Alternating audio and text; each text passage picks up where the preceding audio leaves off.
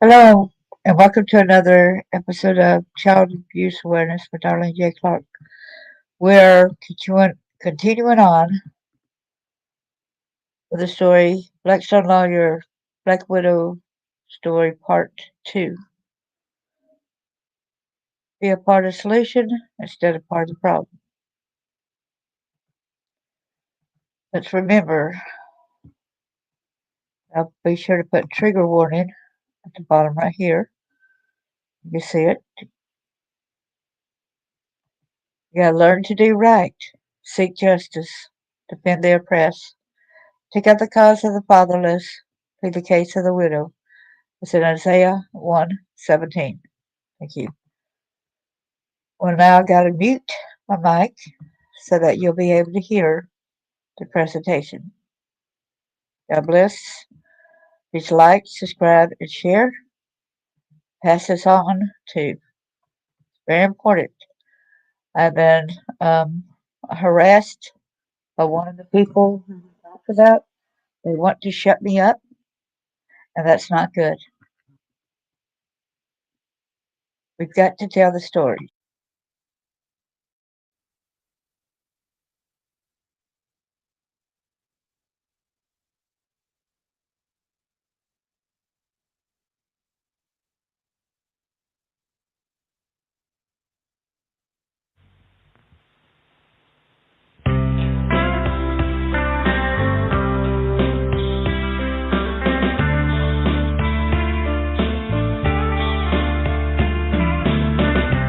Empty promises, believing all your lies. Wanting me to sympathize with your life, with your life.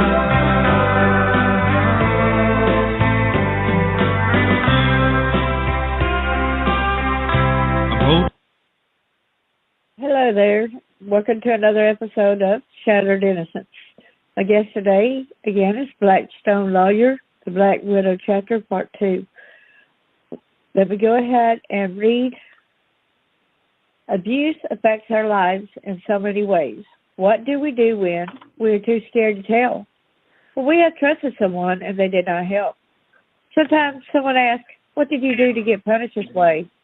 Abuse is abuse. Abuse is not punishment. Abuse is torture, crippling, and debilitating. What advice would you give others to help them through the horrendous memories? Are you there for the person or part of the knife in your friend or relative's back, since you may have turned a blind eye to it? Are you claiming to advocate against abuse but condemn the people who tell and share their stories? Do you want to be a part of the solution or part of the problem? Let's stand united and discuss ways in which we may help others. What ways have helped you in your healing journey? Are you in a constant battle fighting the negative forces within? Stop. Let's encourage one another. Are you an officer in the judicial system not doing your job to help the victim? That means you're not doing your duty. Your duty is to serve and protect. How do we open the public's eyes so they can acknowledge and feel the need to help protect the children and our citizens? The children are our future. You matter. Without further ado, I'd like to welcome Blackstone Lawyer. Hello and welcome back to Shattered Innocence. Hello, Darlene. How are you? I'm doing great, thank you. Hope you're doing well. I'm doing fair to middling, I guess. It's beautiful weather out here today, so just out here soaking up some rays for a little bit. And it was really messy for the past couple of days, but up here in the Smokies, it's just magnificent weather today. That's great. You took my line. I usually say the fair to Midland. Well, that's if you ever want to surprise people in Western North Carolina, and you say the same thing, cause it's what a lot of people over in that area use as well. Then I don't think they realize it spreads out throughout the southeast. I sometimes tell them fair to partly cloudy. I like that. Yeah. So I remember where I was taking notes from the last time, and I didn't get to the last end of it because I kept having phone calls. But we're pretty close to the end where you had talked about the induction of Timothy King, and they tried to pin it on the Black Panthers and Doug McRae, and I can't remember who that other person was involved, and then they ended up moving their thing to Atlanta, Georgia, if I'm not mistaken. Is that what you said? Yes, ma'am. They during Timothy King's abduction, there was 2 adult males seen with him before, during, and after, and that was Doug McRae and Sam Duncan Sr. That is Big Ray Duncan's brother, the founder of Duncan Oil. Right. His brother Sam Wow. lives in Murphy, North Carolina. Another bigwig. Well, yes, ma'am. There's a lot of big wigs. When I, start revealing who they are, you might as well call them the Billionaires Pedophile Club, because that's pretty much up to what type of people they are, and some of them actually run this country from behind the scenes, in banking and entertainment, and and of course oil and lumber, and I mean some of your top industries in this country. Some of them people are very much some of the most untrusted people in this nation. Yeah, the thing that, like you had said before, also with the Kodak and the Polaroid, a lot of people trusted their films being made over there at Polaroid and Kodak, and it's a shame how they ended up turning that around and getting our innocent pictures that we took of our children and then selling them overseas and such as. Yeah, Del Montegraph is not his real name. That's his alias.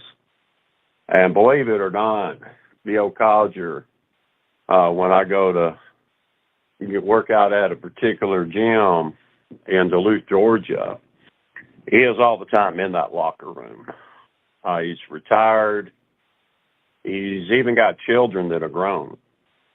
Now, a lot of people want to know who this Del Montegraph is. Well, he lives in Marietta, Georgia, but he drives all the way out to Duluth because that's his favorite spot to hook up with young guys there in the locker room.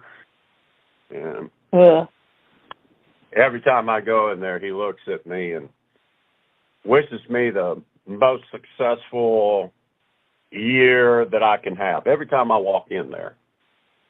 And I think it's just because he knows who you are. Probably afraid I'm going to co-cock him. Because I have had a reputation, which normally in defense, co-cocking some of these guys and putting them in ICUs. Sam Duncan Jr., he wound up in ICU for 5 days with a broke jaw and fractured cheekbone, one of those. If I didn't show up to fight him, I wasn't going to live to see dark. Yeah, and it when was I got a matter over of there, him or you. And then when I got over there, well, if I lost the fight, they were going to kill me. But now I could beat him up, but I couldn't kill him, because if I killed him, well, they were going to kill me. So I just did the next best thing. I just almost killed him. And went over there and sat in the ICU. Yeah. And pray for his recovery. Yeah, well, in the hospital, you sat there in the bed. Well, Sam was like, "You mean you want to go in and sit with my son?" I'm like, "Yeah. I don't think he's going to live if I don't go in there and pray for him." "Oh, really? Well, how do I know you want brainwashing?" I asked him, I said, "Well, which would you much rather have, a dead son or a brainwashed son?" And he goes, "I'd much rather have a brainwashed son." I said, "Well, there you go." He goes, "Well, how do I know you'll leave when he comes to?" I said, if he tells me to leave, I won't even say a word. I'll leave. And sure enough, when he came to and he saw me sitting over there, he wasn't too happy and told me to leave, and I didn't say a word. I got up to leave. Then he told the nurse he wanted me to talk to him. So I wound up staying there for 4 days with him, you know, getting him drinks whenever he'd come awake and wanted something to drink, and help him with his drink. You know, kind of do for the old boy, kind of like I would do a friend or family member. I didn't go in there to disrespect him at all. And yeah, you knew that he had brainwashed himself, basically, you know. Well, you don't know what to do because some of these old guys, when they're brought up by those type of parents, you know, they're groomed into that. They think what they're doing is normal. This is, it's just the way it is, and you really feel sorry for them. You know, you look at people like Hunter Biden, same thing. You know, he was brought up the way he was. And you know what the bad thing is? You know, a lot of people try to blame Burke Ramsey for what happened to John Bonet, but he's a victim of circumstance as well, to where if he talks, he knows he's going to get killed because, heck, that's what happened to his sister 2 years before, John Bonet. Well, the same thing with his oldest half-sister, Beth. You know, that was no accident. Exactly. Yeah, as many times as they've tried to chase me around lower Alabama in the 90s, from 93 really to the first part of 96, they were down there trying to chase me around, unsuccessfully, of course. Judge McLaughlin crashed his 1971 Buick Centurion into the brick mailbox of Grady Rawls, the owner of Grady Rawls Construction, the largest road contracting firm for lower Alabama, of all brick mailboxes. That's the one that Judge McLaughlin crashed into, trying to chase me into it. Old UPS truck, and we call them bread trucks because they're those single body trucks, you know. Have you noticed something, though? That a lot of times when they go to do this, a lot of these victims, they end up saying they crash into a bread truck. Well, you know, y'all need to start being speculative when you hear a person crash into a box truck, because it could have been a setup. Yeah, I mean, you know, I hope word gets to, you know, Matt Darrington's family, you know, because Matt Darrington comes from a really wonderful family that, you know, that was a man. Matt Darrington was very much 100% gentleman. I mean, when I first met Beth, I mean, I would be lying if I, you know, just by talking with her and meeting with her, and her demeanor and the warning that she brought me over the contract that they had put out on me again in 1991. It's one reason why I'm still alive. Right. You know, 1978, and I don't know why my dad didn't do it then, but he wanted to give me a chance to go in the military, you know, do my service to the country, which of course I couldn't get in from a medical record, or I would have. But he thought I would go in the service and get out of the service, and in 1996 I go and, you know, collect 6 acres of Bentley Farm with a house and $450,000. And that would give me money to, you know, start a life, get into developing and building if I wanted to, you know, follow his footsteps like I wanted to. And that's why he had that set up the way he did. And, you know, after the birth of John Bonet, Beth, you know, came down to meet, you know, her little half-baby sister. She came to Marietta. And she said the moment that she held that little child, her heart just melted. And she had been sexually abused by her daddy. So here she was with a new half-sister. She was really more concerned in her entire life than she had ever been concerned whenever she first held John Bonet.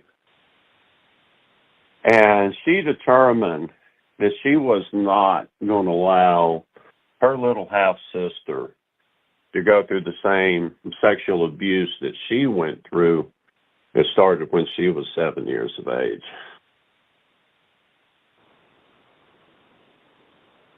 Yeah, and people might wonder why they were constantly after you and everything, but this stemmed all the way back from when you were 6 years old.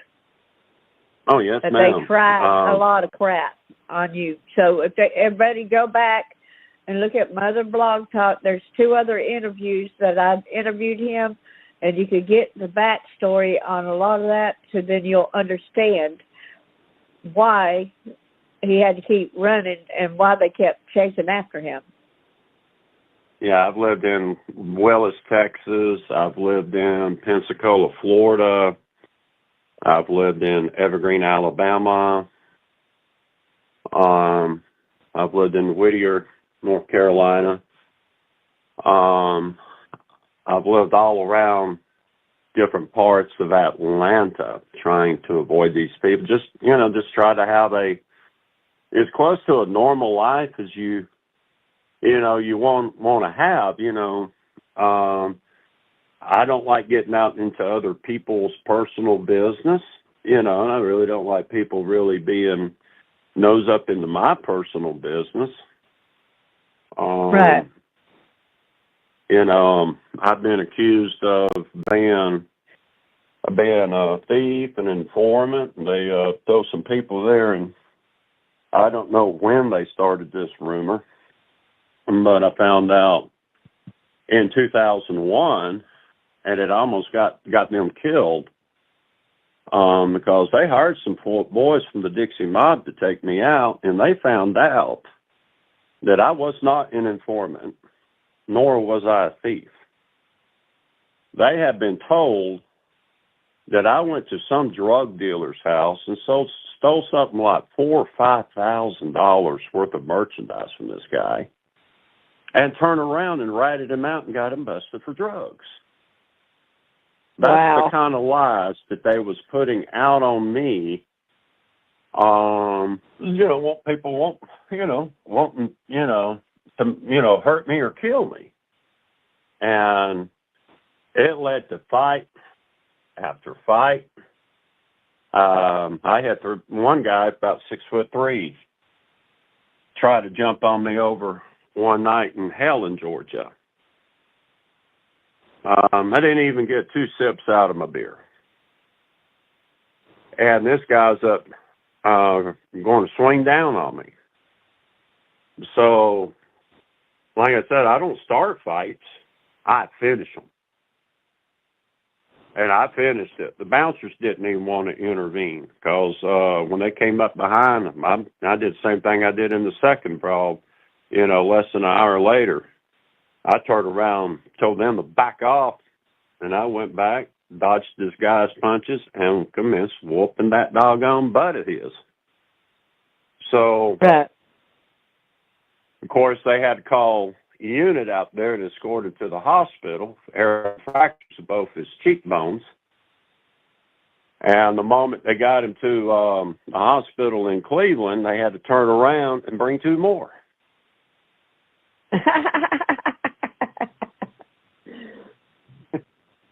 I went to another place. The bouncers come up and they told me, well, you're going to have to leave. We know you didn't start the fight, but our policy is you get in a fight, you have to leave for the day.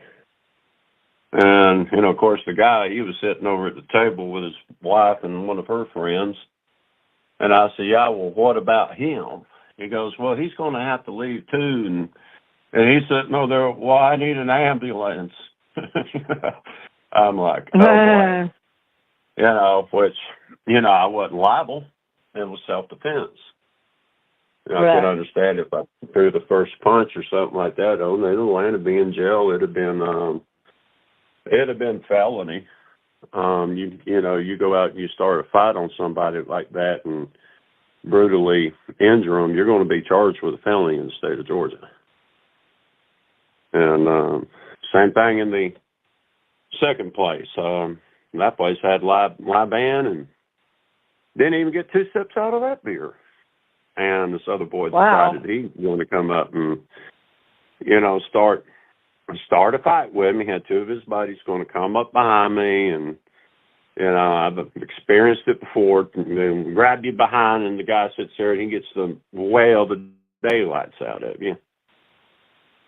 So I turned around and pushed those 2 guys back. Was it because that the certain people kept trying to get these different people hiring them to do that to you or whatever? Well, yeah, Mike and Fred and Jeff Cook was over there that night.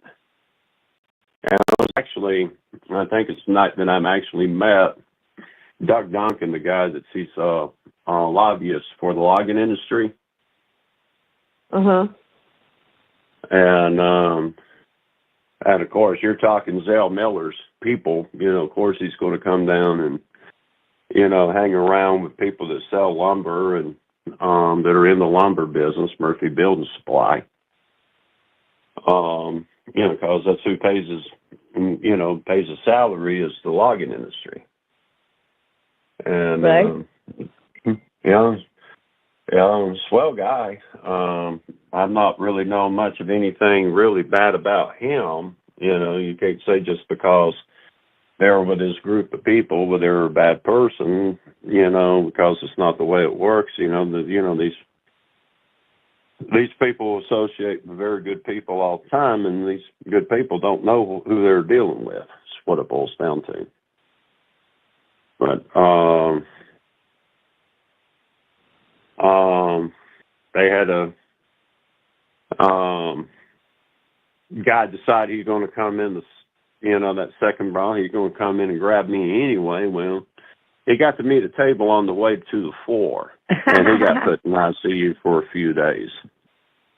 So that's what landed my picture over in the White County Jail from 97 or 98 to the time they built the new county jail, which was in 2007. And they just, they didn't move it to the new jail. They just tore it down with the old jail. The picture went around along with it.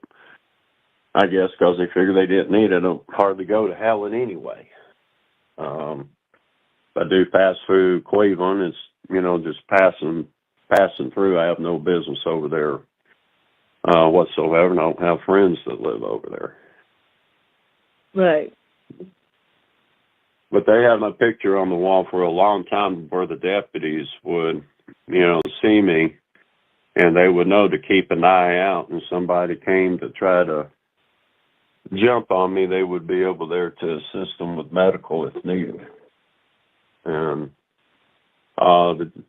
what had happened with those 2 guys, or the 3 that jumped me the second time, 2 of them were already out on probation. They had already served their 16-day jail sentence. And wasn't even supposed to be in. Yeah, they were given like 12 months or 24 months probation. Don't know if they were charged with felonies or misdemeanors, but they wound up serving 16 days in jail. There was this couple that went up there on vacation the previous year, thanking their honeymoon from Savannah, Georgia. And they said something, to the guy's wife. And of course he said he's going to defend his wife's honor. And they wound up jumping on him and put him in the hospital for a night. The one that started the fight, he was still out on bond. He hadn't pled guilty yet.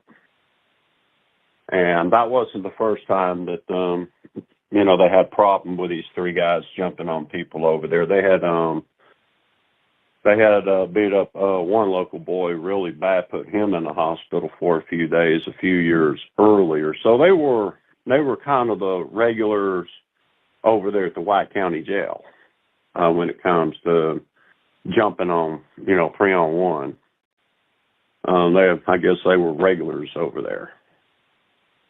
Right. So of course, when the detective called me up at my office, because what happened was the second bar, they called the unit out there, and of course their uncle almost shot me, so I was an informant. I said, informant for what? Pedophiles?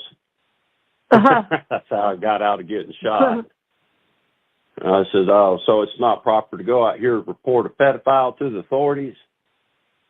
So he shut up. He decided he didn't want to shoot me. A woman sitting over there, this guy's wife, she goes, well, sir, he was just coming over to break up the fight. I said, ma'am, that is not the way you break up the fight. I said, the moment my daddy moved me from Morganton, Georgia, down to Marietta, Georgia, in 1976, I was fighting every day of my life. As many times I've had people come up and grab me from behind where the other one could wail away on me, I said, no, ma'am, your husband came up to grab me. And if I were you, I would get him out in the automobile as fast as possible. I said, I don't know if you heard of Sam Duncan up there in Murphy. He's got his gas stations up there. But his boy just got out of the ICU for 5 days 2 months ago.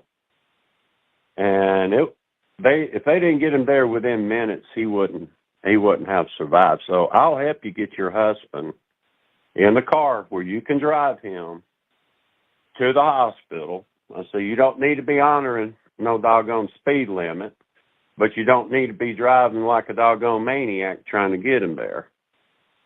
And I looked at the bouncers. I said, has anybody called the sheriff's department yet? They said, yeah, they got a unit on the way right now. I said, well, there's your escort. So, of course, they didn't want my help loading her husband in the back seat of the car. I guess his brother, buddy, or whoever, cousin, or whatever, and the bouncers helped get him in the car. And the deputy, he got there. I just went over and gave him one of my business cards. So I got a phone call the following Tuesday from a detective over there, and I thought he was going to try to, put out a charge on me. And when he started asking me questions, you know how these police are. You have to be really careful with them. And he goes, "Oh no, Mr. Rogers, I'm not trying to get you admit to anything to where I could take out a warrant for you." And then that's when he started explaining the history of the three guys. He goes, "We already talked to people at both establishments. They said you were not a problem. And the first establishment, you respected their request. You left the way they asked you to leave. You didn't mouth off or anything. So we know you're not a problem. So we're not trying to get a warrant for you, but we need a statement out of you." And that's when he told me about, the couple from Savannah getting, the husband getting beat up and all the other problems they had out of them. I said, well, you know what? I'll make an exception. I'll do a statement on this. But detective, he came all the way up to Murphy, and it was pretty neat because my service department manager, she got to hear it. My branch manager, he got to hear it. And that's where they took my picture at, was right there at my office. And it was not put on the wall by any of their deputies nor by any of their informants. Now, there was one boy over in Murphy. He got arrested about a couple of weeks later, went over there and saw my picture on the wall and come back trying to tell people, well, he's over there working with the White County Sheriff's Department. So it kind of helped my reputation in Murphy to where I didn't have, too many people wanting to, start a fight with me once they heard that.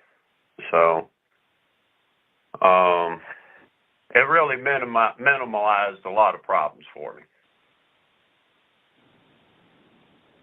But that was pretty much my life story. Don't start the fight, never would throw the first punch, but I always finished them. Yeah. But and your own brother, that's a lot these of times people, set you. ma'am.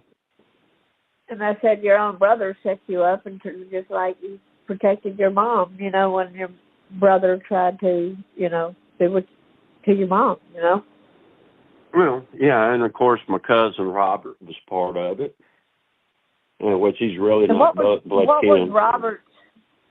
When you mentioned Roger earlier, that's Roger Nance, right? And then Yes, that's Roger. That's Roger Nance. No, then, Robert but the brother, your cousin, is Robert who? Veach. Veitch. He's a former Cobb County police officer. Oh man. He was involved in the Atlanta child murders with John Ramsey. I know that for a fact because I went down there one night in 1982 pleading for my brother and Roger's safe return because they were supposedly being held by this cult who was engaging in child sacrifices. Took one of my high school buddies who drove me down there, and I went in those woods. I bluffed them, told them there was a group of people out there waiting on me to come back out with 2 police officers. And I bluffed my way out of those woods. And I had to get out of there before one guy went up and looked up and would only seen one automobile up there, and I would have been finished. But I got out of there, and that's how I found out that my cousin Robert was involved with Ed Bentley Jr. because Eddie was right there with him. Robert and Ed Jr., they're like best friends. They graduated Sprayberry High School together. I did not know this, but they were best friends. And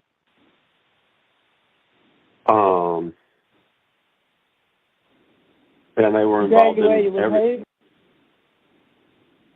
Ed Bentley Jr. He graduated.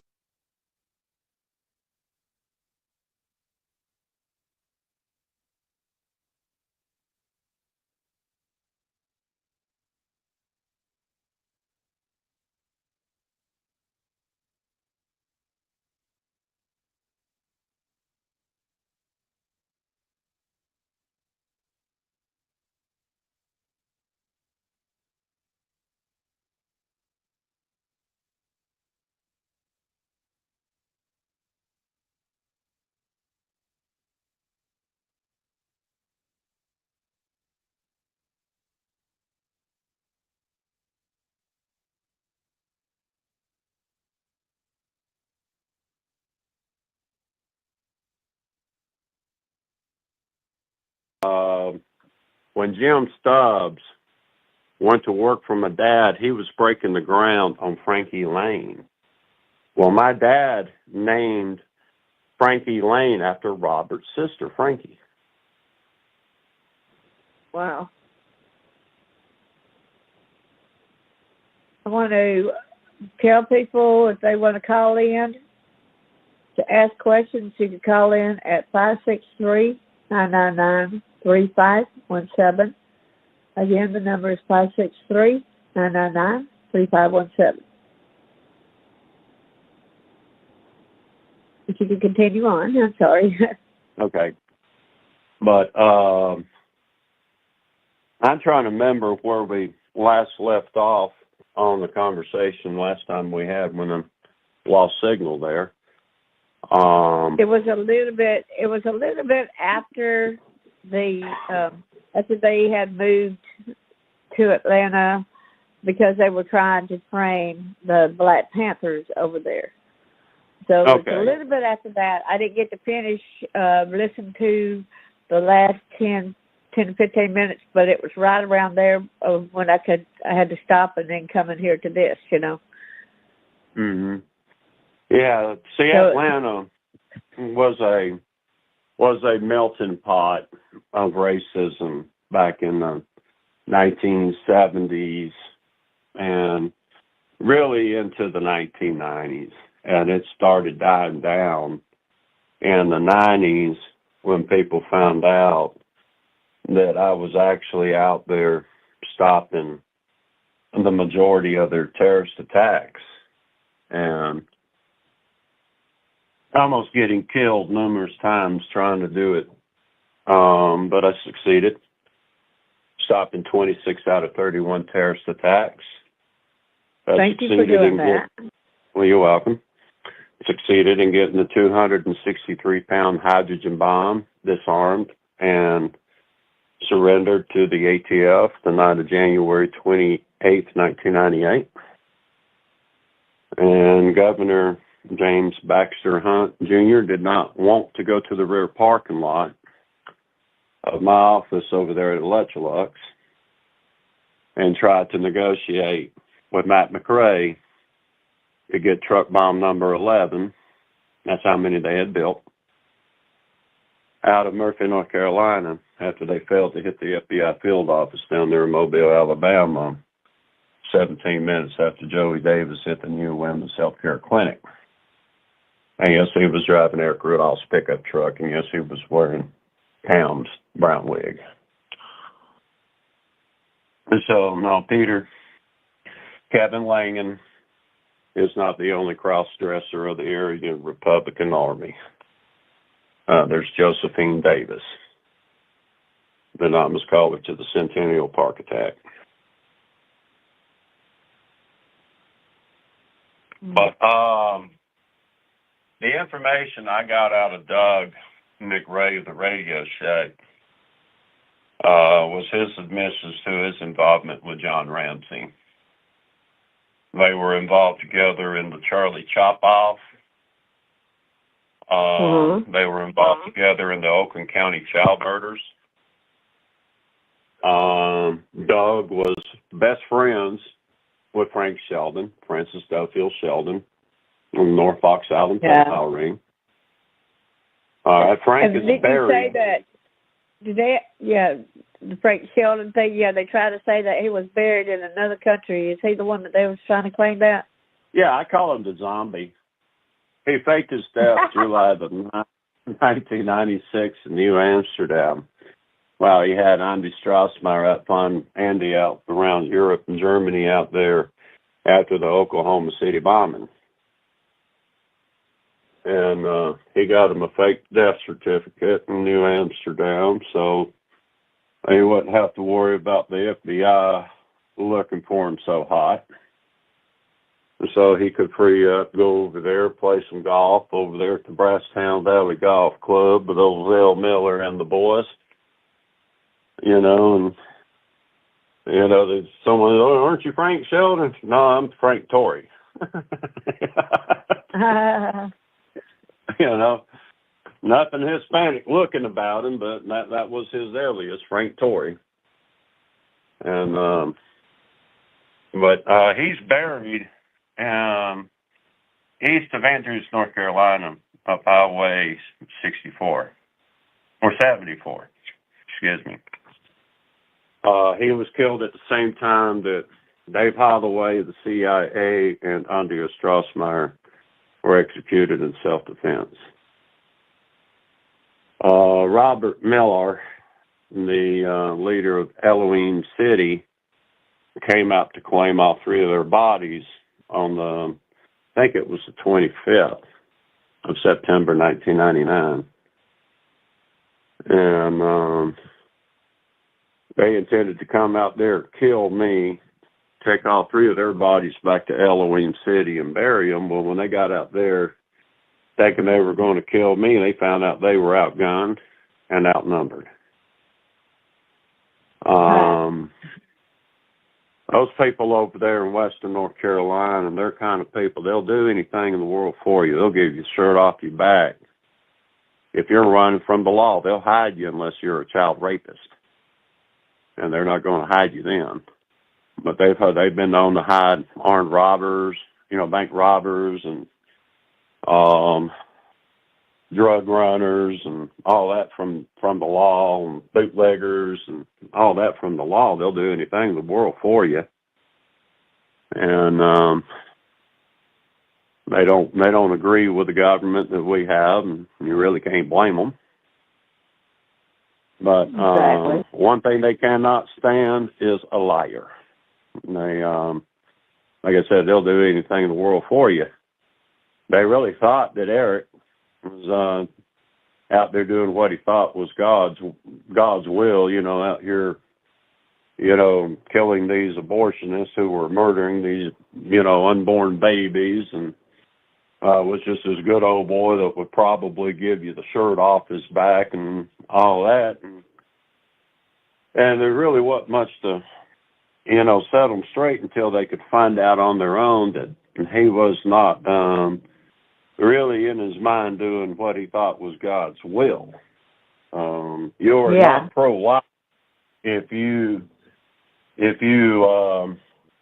stand against abortion, but yet you rape, murder, and torture children. You are not pro-life. Okay, there's nothing pro-life about that. And I've had some of my friends that know about this. They go out there and tell people, well, the only reason they were against the abortion industry was, they were aborting, potential victims. Would be their only reason for standing against the abortion industry. And, that's sad. We should have never had an abortion industry to begin with.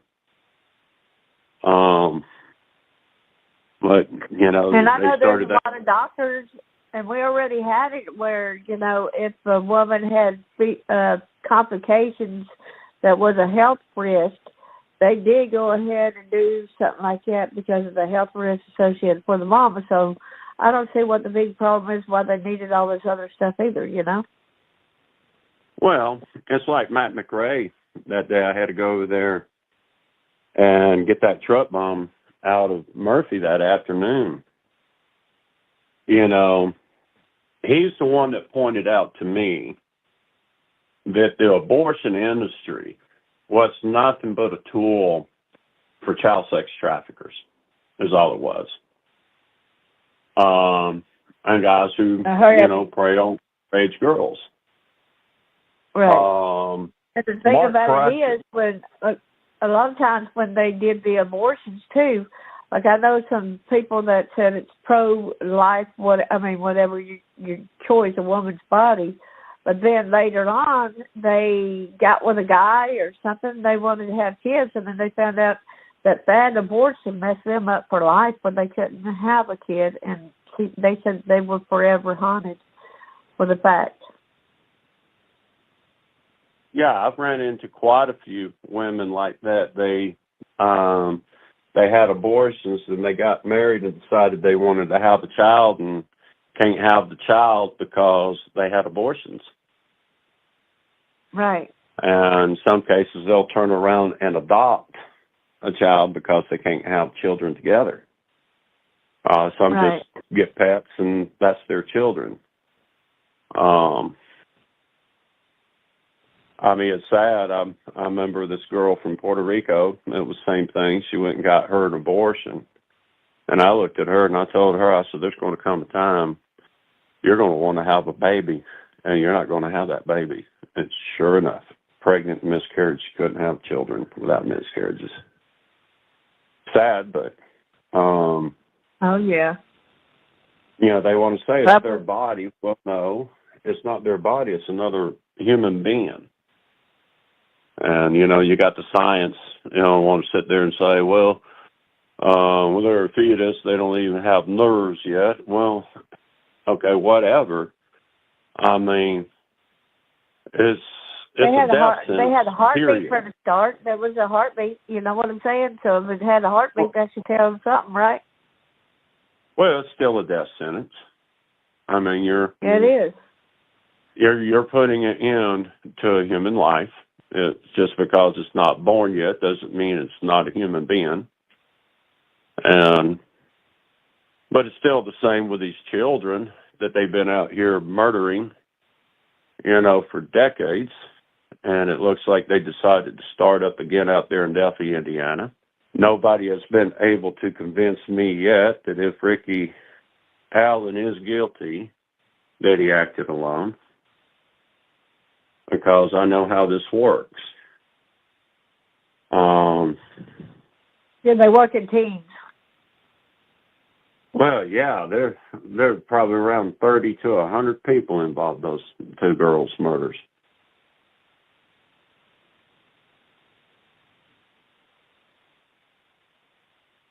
Because this cult, it doesn't get smaller. Yeah, you'll have some members die off, but you'll have some over there, UGA, over there in Georgia State University, Mercer University, and and of course up there in Harvard and all them. They get brought into these secret societies, and the Gridiron Secret Society is the Odinist cult that Allen's attorneys has brought to his defense. And they're trying to deny that he had any connections to that cult, but he was in the area at the time of the girls' abductions. They were killed elsewhere, and their bodies were placed where they were found. And so they were not killed where they were found. So there was no lone wolf in the Delphi murders. There was no lone wolf come creeping through the basement window of the Ramsey home. Okay. There was 18 guests still in that house after all the other 25 guests left before John set the alarm. Big Ray Johnson. Plus, did Beth not share with you about how the father threatened that he was going to do? So, you tell us what he said that he was going to do to John Bonet. That he told Beth that he was going to do to John Bonet. He was going to rape her himself when he got home, and he was going to dress her up like a beauty queen when she got older. He was going to dye her hair blonde. Beth's greatest fear was her being put in these beauty pageants. He knew that. And he was going to pass her around like a hooker in a brothel before he killed her on a Christmas. And there were a lot of them pedophiles there that night. Well, he told her he was going to kill her on the anniversary of Jill Robinson's homicide. And that's what he did. 20 years later, from the date that John Ramsey shot Jill Robinson in the face, he had his youngest daughter, John Bonet Ramsey, murdered. That's a fact. And there was quite a few people that was there at the time of the death, too, and they don't want to go like this. And they said that they left the party and all that, but no, there were still a lot of people there still at the house during when John Bonet died. Am I right or wrong? Oh, you are correct. And some of those people could not believe that some of them didn't even know the murder had taken place until after it had taken place. And they could not believe that her own parents was involved in her murder. These people thrive off of blackmail. Okay, Jeff Epstein was their master of blackmail.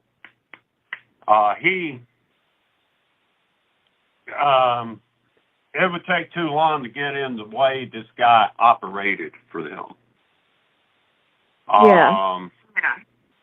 But he was involved in the murder of John Bonet Ramsey.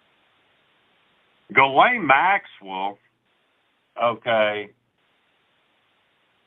she was all the time in the summers over in Hiawassee, Georgia, being seen with Eric Rudolph, having dinner with John, Patsy, and the children. Eric was her water skiing instructor during the summer of '96, because the Ramseys, Jeffy, and Ghislaine shared Big Ray Duncan's house with him on Lake Chattooga. During the winter when Ray was in Boulder, he would stay at the Ramseys. Wow. Okay, another one of John Ramsey's friends and partners in the Atlanta child murders is John Mark Carr's daddy. Wow. When John Bonet was murdered, where did John move the family to? Georgia. To Sandy Springs, less than 3 miles from John Mark Carr's daddy's house. You always hear this BS about, John Carr went out there and snuck into the house, and John Carr didn't have to sneak in no doggone house. No, they John said Carr they spent would plenty of even nights. say, well, you know, we didn't lock our doors and not like, yes, you do. You still lock your doors, especially somebody with that much money. You know, we knew that was a lie from the start, too. Yeah, there's, those people can't tell the truth if their lives depended on it. I want to tell you about a video that I did. I want to tell you about a video I did on my YouTube channel the other day under Darlene J. Clark, you know. It's a sting operation on Andrew David Mellon, ex-advisor to the Prince of Wales. And guess whose name was affiliated to that besides, of course, the higher-ups in the government? I mean, the King and Queen, Prince Charles and all that kind of stuff. Guess whose name was mentioned? Jimmy Carter? No, Ghislaine Maxwell. Oh, okay. Well, have you seen the picture of Rosalind Carter and John Wayne Gacy? Yeah, you told me about that. You can explain that to the listeners, though, if you will. Well, these politicians, you know, you think these serial killers, and which there are some out there that are lone wolves, they're not part of any group or secret society or anything like that. And, I mean, they are out there. But the ones like Rex Harriman, John Wayne Gacy, of course, John Ramsey, okay, they're all members, believe it or not, of the Gridiron Society. Yeah, that's a big group of people. Influential people. Well, they're also known as the bankers. Is there also an island that's off of Georgia as well, or is it just North Carolina? No, you got Jekyll Island, and Robert Sapir, he does a real excellent job. He's like Donald Trump. He'll tell you all about these people, but he doesn't tell you the name of their secret society or their identities, because it's so easy to say something all of a sudden you're being chased in the rain toward a bread truck. Exactly. And Jekyll Island, is that close to Georgia? Yes, that's down off the coast of Georgia near Brunswick. That's another island that's for the pedophiles, just similar to Epstein Island, that a lot of people might not have heard about. Well, a lot of people looks at it as a tourist destination, but you go down there, and this is how historically based this is. This is how long that they have been working in this country to do the communist takeover, and they've been failing miserably to do it. I mean, they got us pretty much where they want us right now, with their judges and their operatives in government positions. But it's kind of like a pimple when it festers up. You squeeze a little bit, all the crap comes popping out of it, and that's about what's about to happen with the government right now. We're about to mash it, and all this crap and pus is about to come out of it, and that's going to take a lot of cleaning up, because we got judges, we got prosecutors, we've got senators, we got congressmen, and Jim Jordan did not lie at all when he said there was over 44 CEOs and executives involved with the Bidens, okay, in child sex trafficking. He did not lie at all. They sat there and said there was 2 individuals that was putting information out on the internet, social media, about Hunter Biden. Well, by law, if it had been false, I'd be under the jail. Okay? Right. You can't go out here and put out that kind of information or misinformation about a member of the first family, because you falsely accuse somebody of something. You're going to more than likely spend the rest of your life behind bars. You know what's sad about that statement, though? You know, a lot of things that people had accused even of Trump doing and he didn't do, you know, it's sad to say that he kept getting accused of that falsely and nobody had to pay for that. But these other people that's doing this other stuff to try to destroy America, he's getting away with it. Well, you look at away with it. well, you look at the September 11th, 1996 fake attack of Rhonda Cook. That is Oklahoma City and Centennial Park bomber's first wife, Rhonda. You know, this woman winds up stabbed in the legs and calls 911 right around 1:30 p.m., right when I'm finishing my lunch in College Park, Georgia, working next door to the Easy Rental down there, cleaning upholstery that day. See, my you're far sales away job, from where she's at. Nope, that's you're right. far away from where she's at. Mm-hmm. Drug Task Force Commander Mark Pigpen, everybody calls him Pigpen up there, ran the tag number, and my truck was still registered in Alabama in 96 while I was going through my divorce. And so on September 11th, 1996, around 11:48 a.m., the tag number of my 1985 red and white Dodge pickup truck got called in to dispatch. Mm-hmm. Okay. And the son of a gun parked in the parking lot at Easy Rental in College Park, Georgia, just below the Atlanta airport. I had walked next door for my lunch at this Jamaican restaurant. It was the next plaza up. No need to get in my truck and drive. Just walk right over next door, sat down, had my hot wings, some fries, some sweet tea with lemon. There was about 8 other customers there eating. I go up, and the moment I'm paying for my bill, paying my tab, 911 in Cherokee County gets called, where I supposedly went up on a motorcycle, not in my pickup truck, knocked on my cook's door. His wife came to the door, and I wanted to borrow her telephone, and she refused to let me use her telephone. So I forced my way through the screen door with a knife and started attacking her and stabbed her in the legs. And she managed to fight me off. And I got scared and ran out and got on the motorcycle and drove down the Flint Hill Road, made a right, and went down to the dead end. Nobody had enough sense to ask her, well, where's his pickup truck?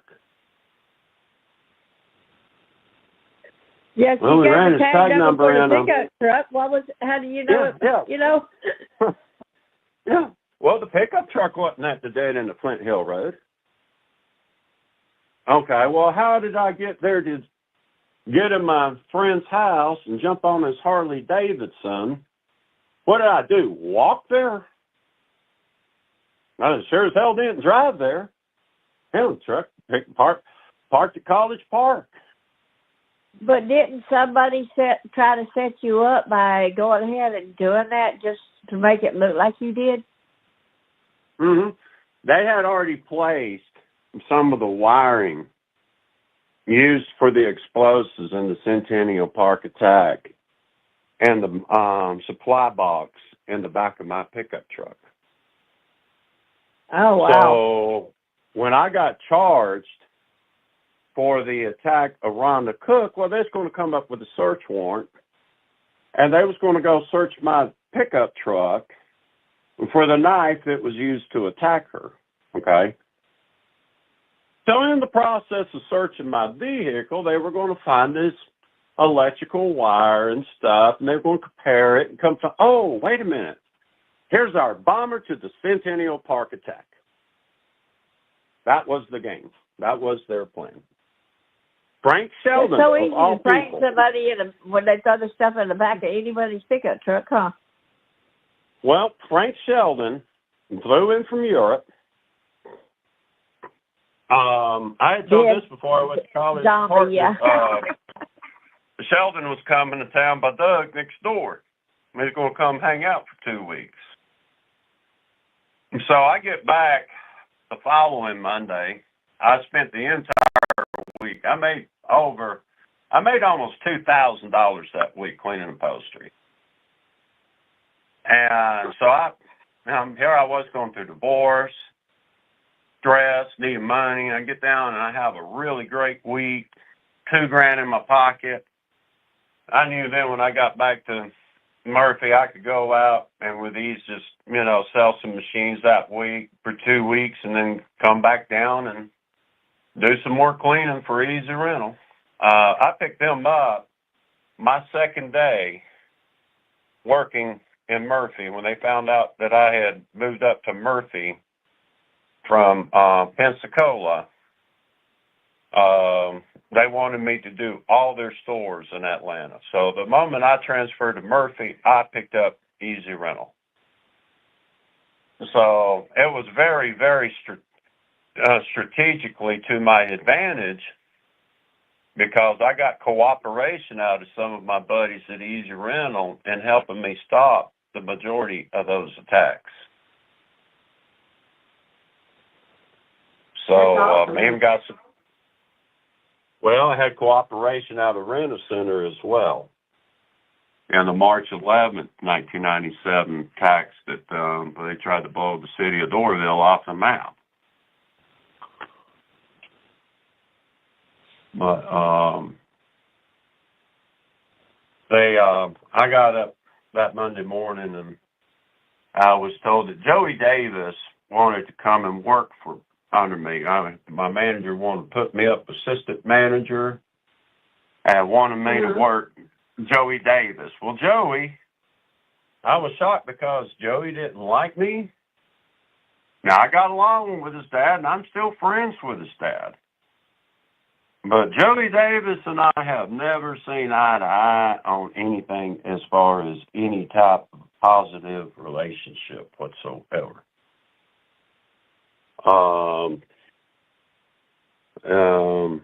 One, he's not one of those type of people I can turn my back on. I've had plenty of people tell me, well, if you're around Joey, don't ever, turn your back to him. That's just the way it is with Joey. Now, Willard's always been my friend from the moment Willard and I met. We've always been friends, and we've maintained that, friendship. Willard was not involved in any of the mess like the FBI had thought he was. And he just wasn't. Willard's a lot like me. He's one of those guys, well, he's retired now, but when he got home, he didn't care what was happening over at the Joneses. He didn't care whose car was parked next door it wasn't supposed to be, because it just was none of his business. My kind of people. That's why Willard and I can get along so well, because we don't care about what all these other people are doing, celebrities or whatever. We don't care.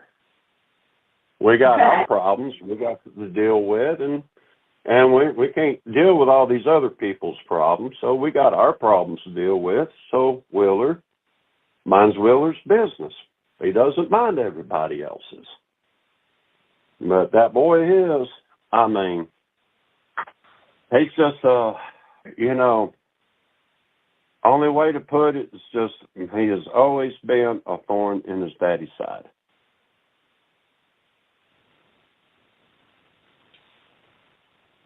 But it was actually Willard's well shed that the Cooks and Joey took that hydrogen bomb and set it in the evening of January 28, 1998, while Willard was at work. And he was managing the Waffle King in Murphy. Dennis had got promoted to general manager of the Waffle Kings, so he promoted Willard to become manager. And but there's a lot of story to Joey, and some of it's funny. It'll have you laughing, especially the part where he went up and decided to rob his place of employment back in 2011, the Huddle House up there in Andrews, North Carolina. He decided to pull over there. I think it was June 11th or something like that. He decided to pull over there at 3:23 a.m., put on a mask, parked his car over by the gas pumps of the gas station, part of the building, and put on a mask, came walking in the Huddle House, pulled out a gun, pointed at the waitress, and told her to give him all the money in the cash register. And she's like, "Joey, put down that gun." And, of course, he lowered his voice. "All right, Joey, don't call me Joey." Cook's over there, "Joey, think about what you're doing." "Shut up, all right, Joey." And some of the customers in there, "Joey, son, think about what you're doing, man. Put the gun in. All right, Joey, next person calls me Joey, I'm going to shoot." So, I mean, what could the waitress do? Reach in the cash register, pull out the $137, and give it to him.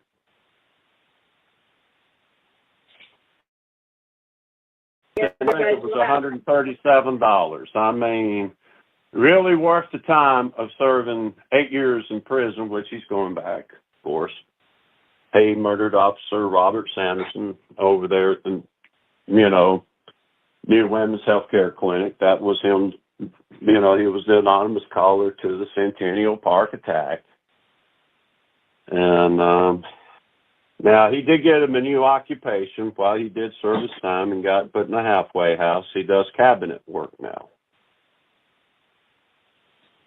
He does what kind of work now? Cabinet. Builds cabinets. So I guess he's probably gotten over there with the Cooks. Murphy builds a supply and Cooks carpet, flooring, and all that. And, of course, they're his neighbors, his daddy's neighbors, and that was actually Frank, John, and Robert Cook's niece, Mary. If it wasn't for her, we couldn't have got that hydrogen bomb surrendered. There was nobody in this entire world could have convinced that family to surrender that hydrogen bomb. Wow.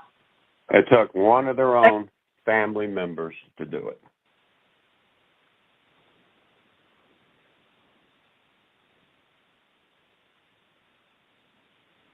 Now, if you want to... Can you explain to people that if that hydrogen bomb would have been detonated, what would have happened? It would have wiped everything out in a 10-mile radius. It would have deflected over the hill over there at Cook Ridge, so it wouldn't have completely destroyed the town of Murphy. But in a 10-mile radius, you're going to go off on the week. You had all the people over in Young Harris, Georgia, because Cook Ridge is on a rock's throw from Young Harris, Georgia.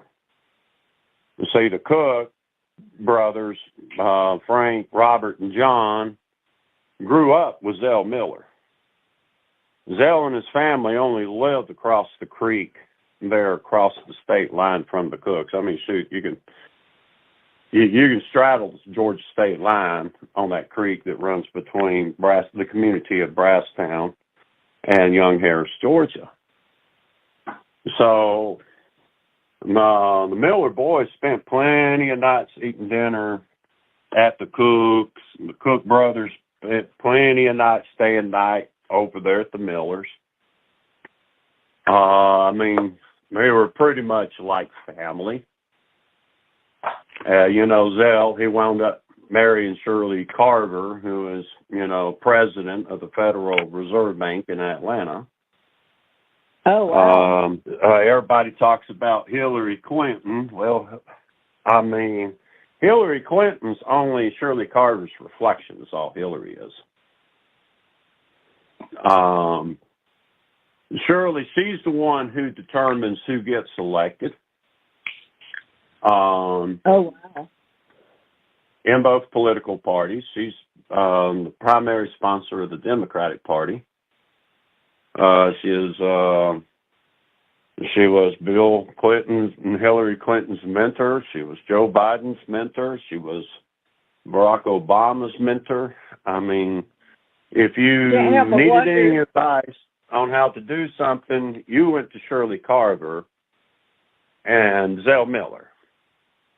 If you wanted to wonder if they had any ties in with the Fannie thing in Georgia. The what? The Fannie fiasco that happened. Oh, Fannie Willis.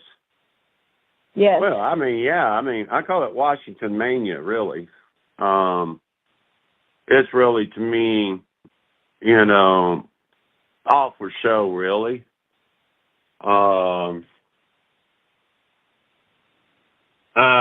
I never saw any type of conviction coming on Donald Trump for anything. If anything, I have the evidence that proves that Donald Trump is legally still the president of the United States because Joe Biden was disqualified as a presidential candidate. Is that why, when you see the news reports and everything, and the military had their backs turned when the cavalcade was going through, for Biden going through, the military had turned their back?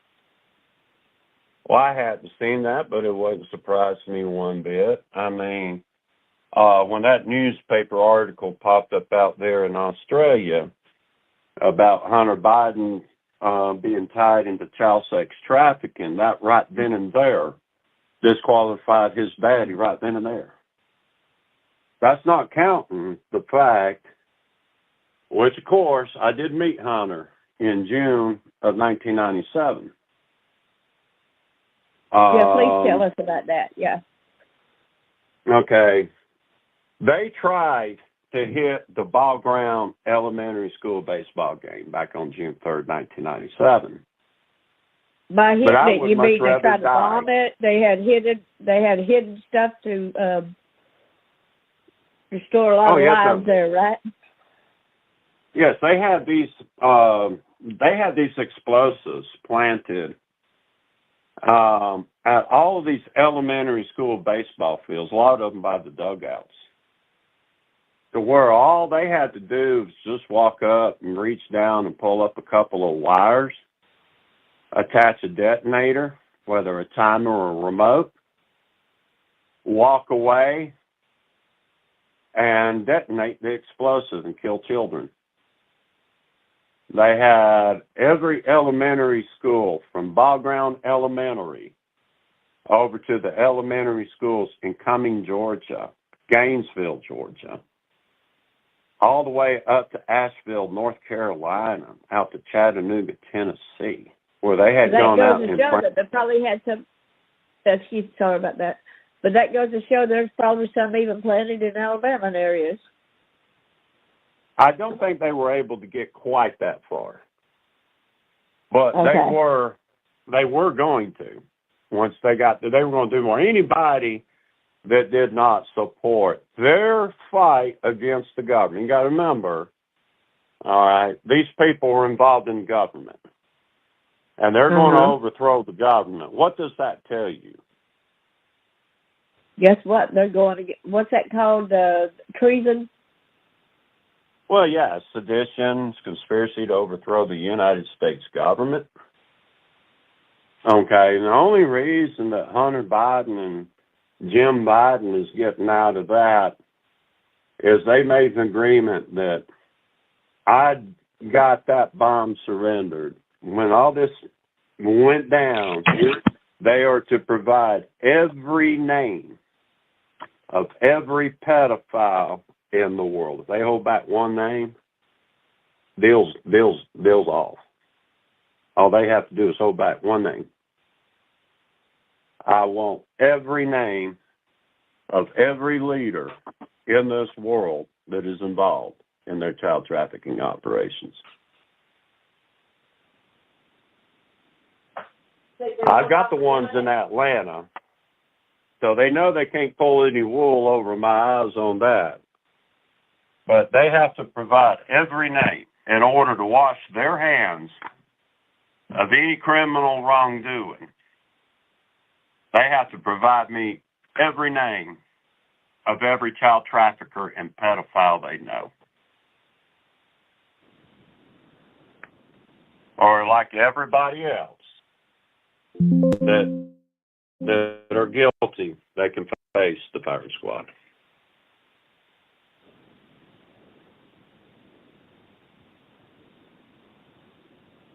I did not like having to give such a run, but I had to do some of the most outlandish, impossible things, and I did them. I did accomplish them. I have successfully fought trafficking in the Republic of Peru as a U.S. envoy for the Bush administration in 2005 for the Toledo administration. That resulted in Operation Predator that rescued over 106 children as young as 5 years of age. Thank you so much for that. And it changed the economy in Peru. Peru is actually transitioning. There's some, it's pretty shaky down there right now, which is shaky here in the United States, because those were the two countries that they intended to take down in the 1990s was the United States and the Republic of Peru. And the Chinese Communist Party was very much involved. Right. You had Sendero Luminoso, Abimel Guzman that was leading what we know as the Shining Path, terrorist organization, and the only way they could be defeated was an armed militia had to go and defeat them. The government couldn't do it. And it's getting to the point nowadays is about to go and be the same thing for the militias in this country.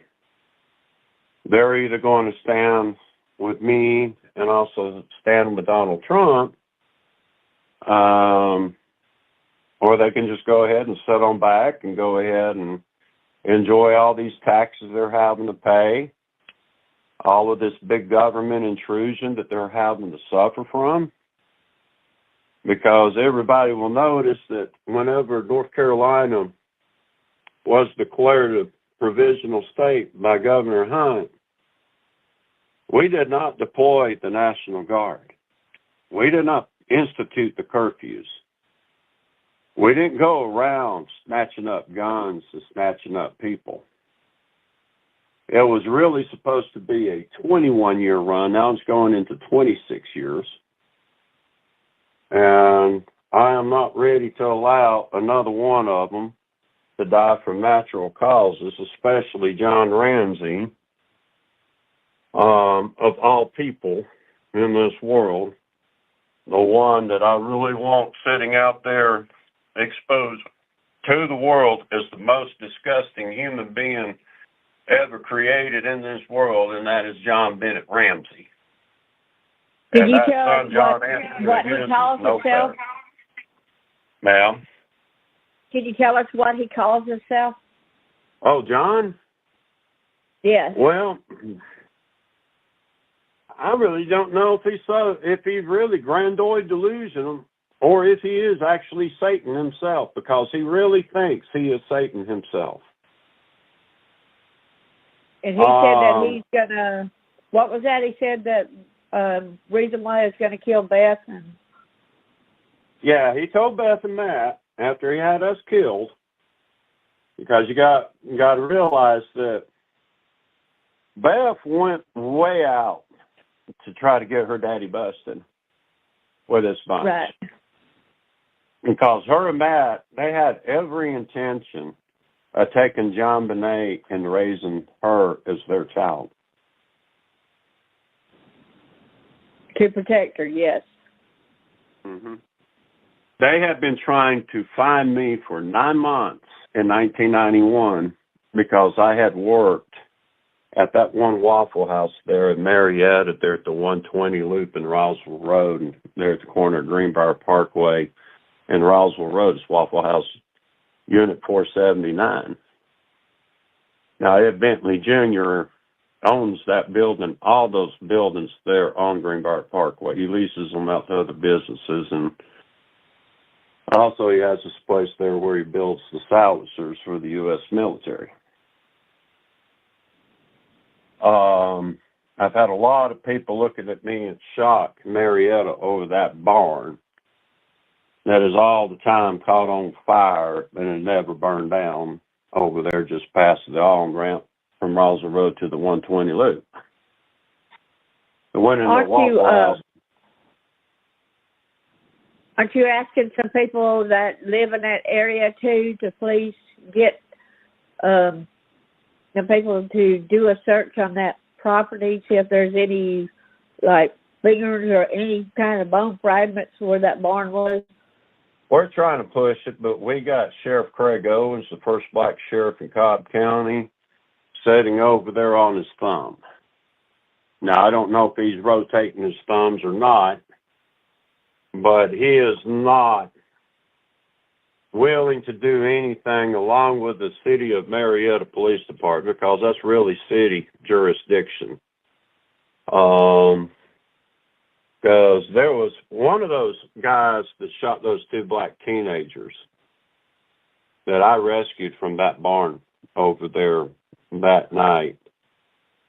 One of the snipers was a City of Marietta police officer. Wow. The other sniper was my cousin Robert Veach.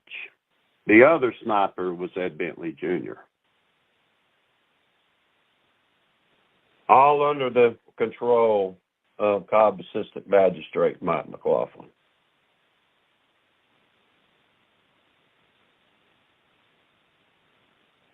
So a lot of people say, well, you know, I could go to the police and they don't handle it, then I just take it to court. But then you got a crooked magistrate too. So it's like, what do you do when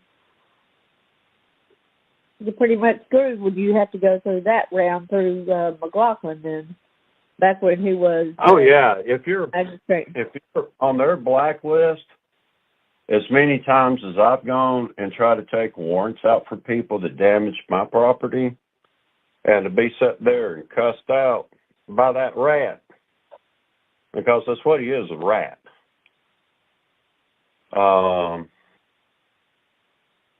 You know, I gave up taking out warrants on people in Cobb County a long time ago because it was a waste of time. Someone could walk up to me in a parking lot, get in a fight with them defending myself, or even sit there and let them hit me and go take a warrant would do no good. Not with that judge. He has had it out for me. That? Go ahead. Well, it's because what I witnessed when I was in the 8th grade at Mabry Middle. Him chasing this, he was a college student, living out of state. The same Buick that he crashed into Grady Lynn Rawls's brick mailbox down in Evergreen, Alabama, was the same Buick I sat there on the back of the school bus on my way home from Mabry Middle, chasing this 1968 or 69 Chevrolet Chevelle SS that ran off the road and hit the brick mailbox of Sheriff Bill Hudson's sister.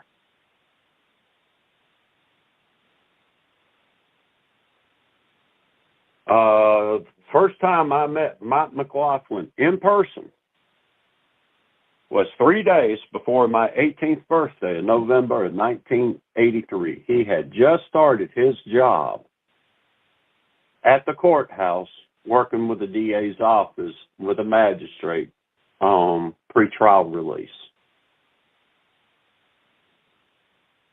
You won't believe who he brought over there to drop off there by Tip Top Poultry when we're all, after we met over there at Layton Graphics with John Ramsey. Yeah, you won't believe who he dropped off. Who did you drop off? Franklin Delano Floyd, known as Bill Ramsey. Oh, no.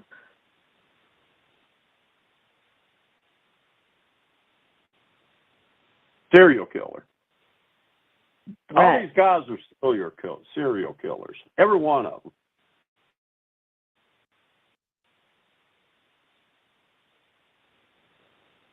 John Wayne Gacy, this is proven that John Wayne Gacy did not murder all of his victims. He was actually out of town when one of his victims was murdered. Guess who said he murdered that victim? Doug McRae. Wow.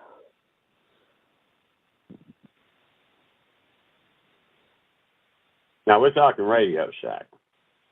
Now, if anybody wants to kind of get an idea of what Doug McRae looks like, I don't have a picture of him, but they can go to the Levi Frady sites and they can pull up even some of my groups on Facebook. We care, and we definitely care in the Levi Frady Murder Not Unsolved. Yes. And you'll have these two composite sketches that was seen in the area at the time of Levi's abduction. Well, one gentleman was seen going door to door, knocking on doors at the time of his abduction. And this is where you get the fine print out from between the lines in the Levi Frady murder. The other composite sketch, well, the guy seen going door to door, well, that was Jim Vickers, the branch manager of Electrolux in Gainesville. I had two appointments. I still remember because I remember when you were talking about when the last time when that came into being, the Electrolux and the Radio Shack. So, yeah, I remember that.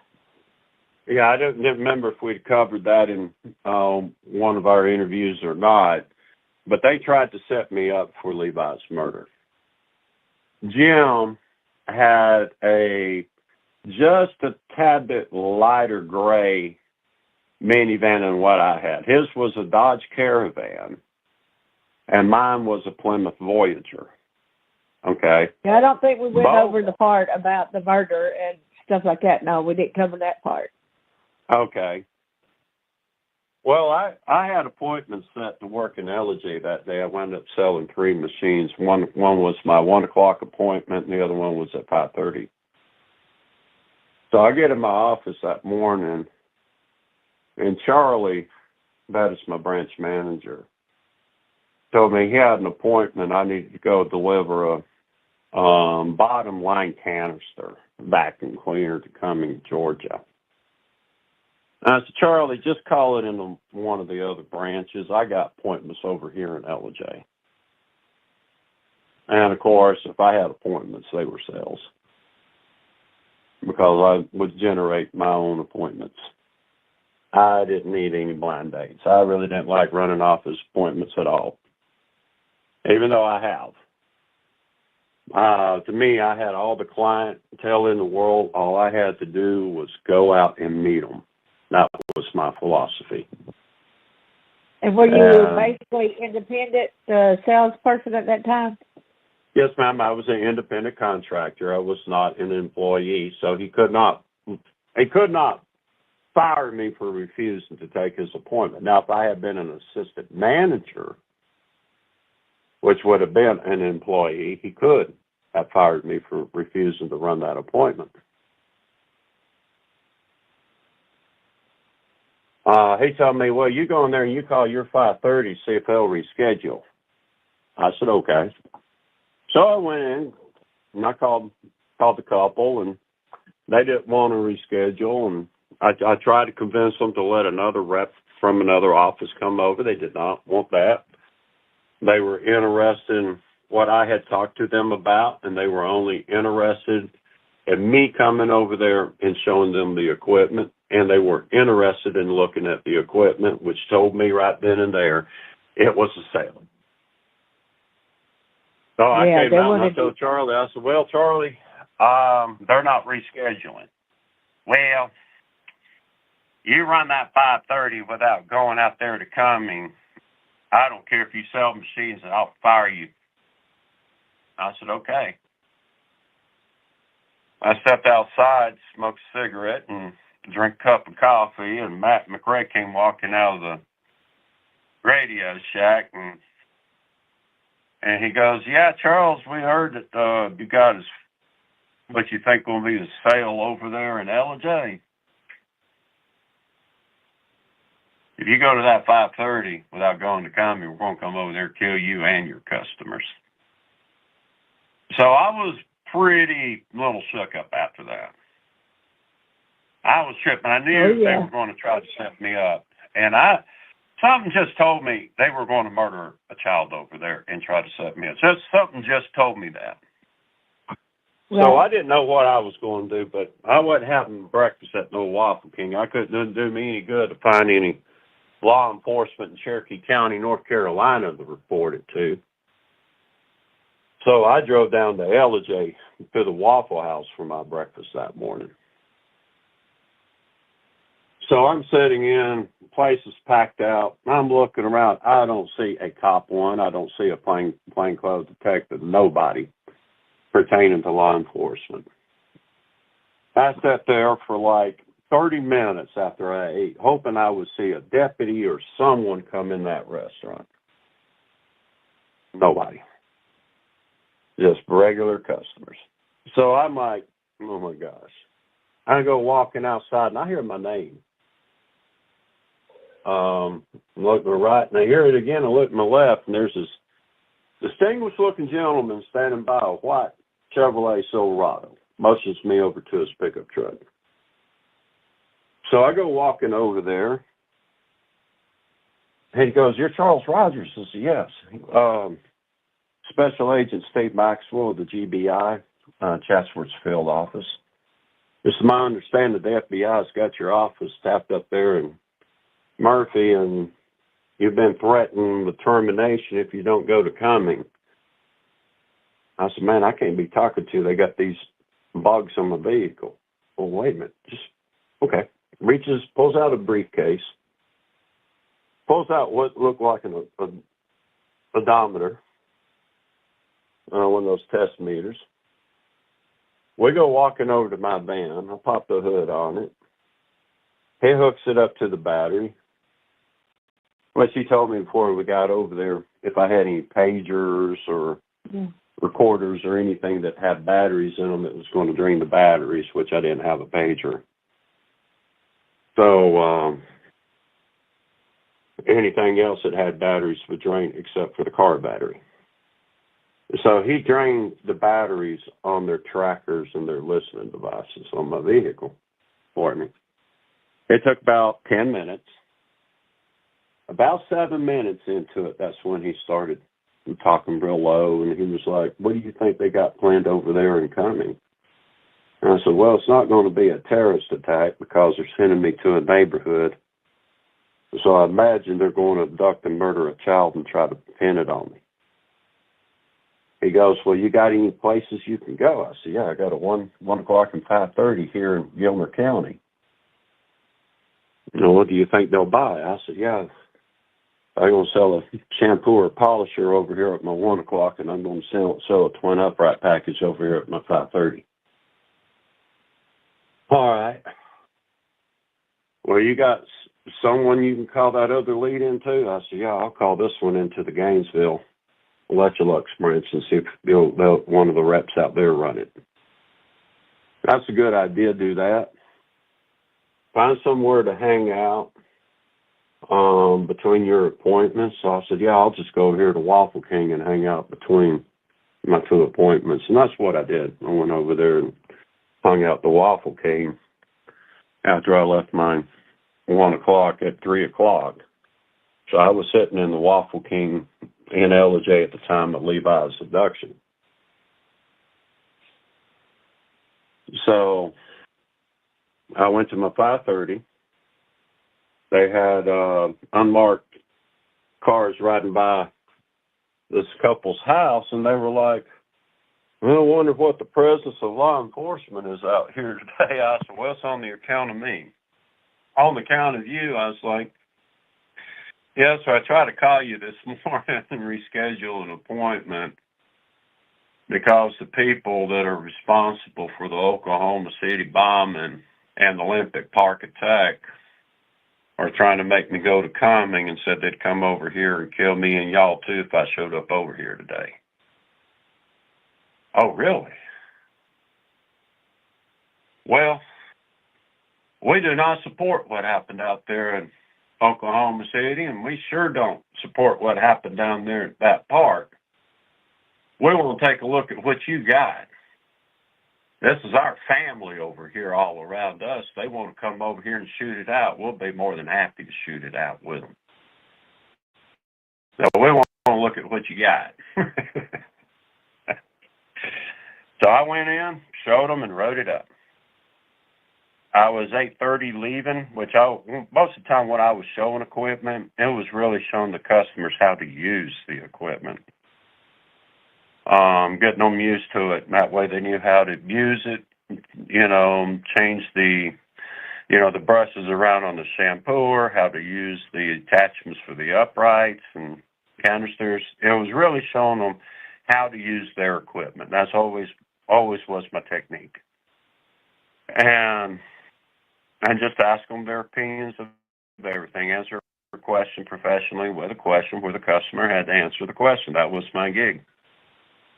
And I would stop by the Chevron there, and Blue Ridge got me a cup of coffee and a pack of cigarettes on my way home. I was at home at 9:30. My dad wound up doing his own little personal investigation on me that weekend.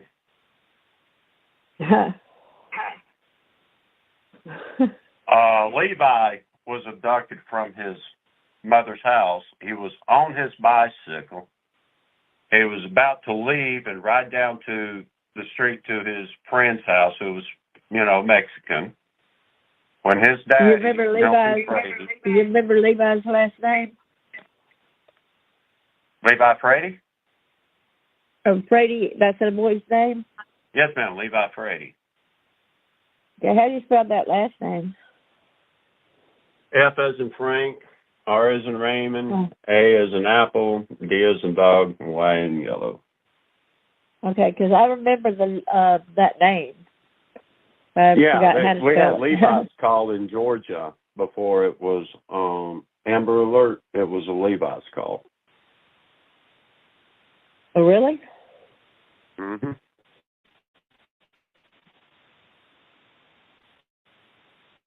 Yeah, then they changed it to the Amber Alert. But first it was the Levi call, now it's the Amber Alert. Levi Frady was abducted by his daddy, Milton Frady, Craig Manier of Home Depot, and Danny Hughes of King's Leathercraft in North Carolina. Doug McRae of the Radio Shack is the other feller, the composite sketch with a gruffy-looking face with a bulk out.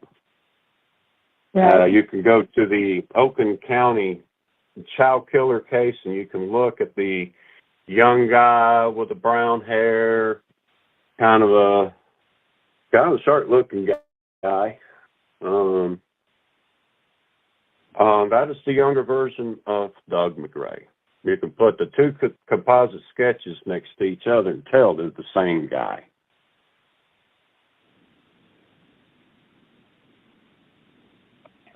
Oh, wow. And that's sad to see that their own father would do that, but we're seeing a lot of cases where their own parents are doing that today. A lot of people might not try to believe. They try to say, oh, it's getting worse and stuff like that. It's been bad all along. It's just now because we got the internet, more of the stuff is coming out. That's what it is. It's like the Summer Wells case over there. There's nobody convinced that the parents were not involved. Everybody believes the parents were in fact involved. Believe it or not, there's still a lot of people, like if you go to White Boy over there at YouTube, he swears up and down that they're innocent, and all that. He's got YouTube videos, and he goes, well, they got all their cell phones, and there ain't no, they did not get all their cell phones because they had some burner phones and they never turned in. Well, see, that's why I know so much about the Levi Frady, the Beth and Jean Benet Ramsey murders, is because even though I wasn't present at their murders, I know people who were present. Okay. Right. I'm not going to name any names right now. Exactly. Anybody can go over there to the Fulton County State Court, and they can pull the case of Roger Dow Nance versus Charles R. Rogers, and there's about 5 pounds of evidence over there they can go through. It's got a lot of the names. It doesn't have a lot of the names of my confidential witnesses because I'm using Rule 34-2 of the federal court in North Carolina to withhold the identity of my other witnesses because I have to. But you got to have them safe so that they don't end up, like gone, like a lot of the other ones, Yeah, or raided and given a injection like I was given in 2013. I mean, the whole family threatened that if you continue on and everything else? Oh, these people have been known to murder entire families. Exactly.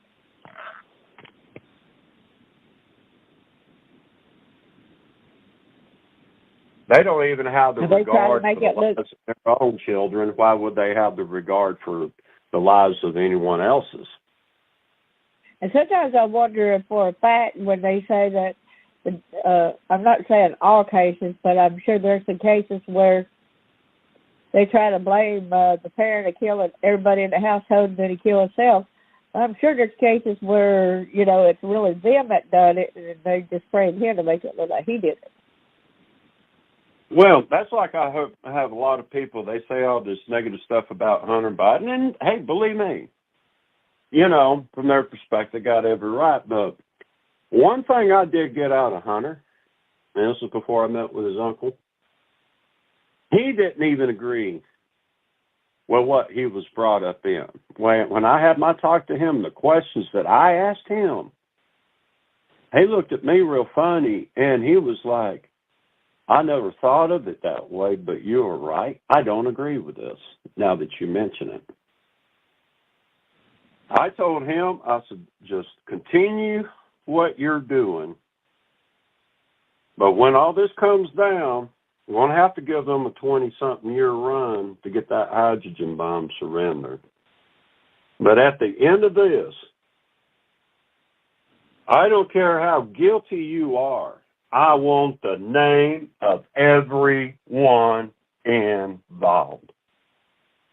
I said, if you can do that, I can probably convince the American people to keep you out of prison, but it's going to take 100% of your cooperation. I said, I don't give a damn how you get your daddy in as president if you have to do it by fraud. But you get him in there. And they did. So, like everybody else, I can't wait to see what the final conclave is, all this is going to be about, because these people had every intention of ripping this country apart by the seams in the 1990s. They have the money. they have right now. They're losing their power right now as we speak, Right. and they're finding out So they're going that crazy.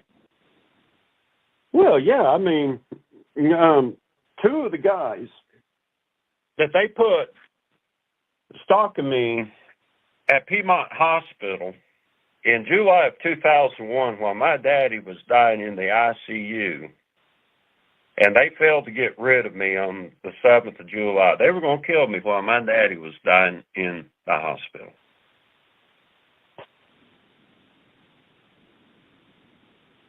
I didn't think my brother would stoop to that level when he offered me to go down Peachtree Street to this little cafeteria for a cup of coffee.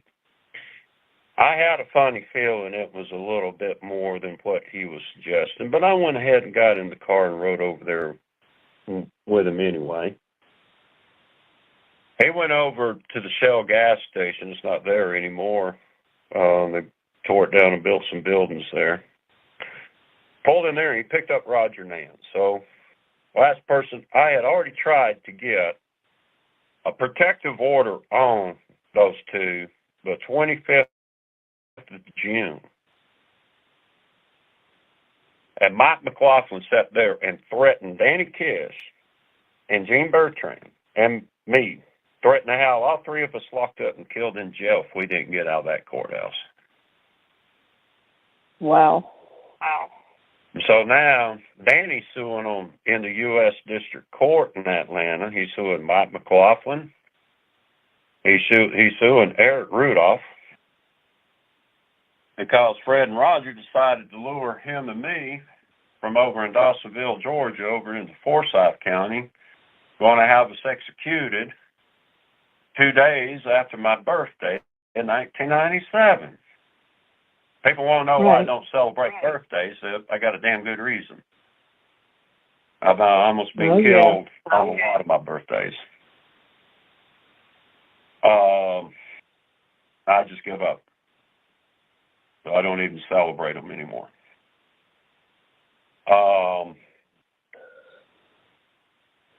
If I had not told them just to go ahead and execute me and spare my friend, we were dead. They had mistaken him as an undercover agent or undercover officer.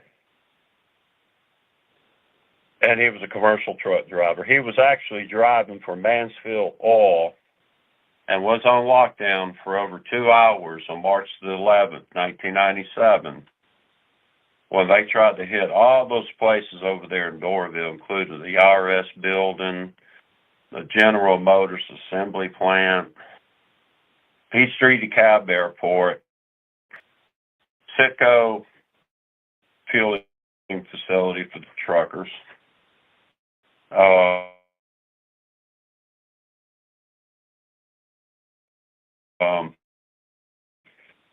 The Marigas propane distribution facility, and ordered the jet fuel for Delta Airlines.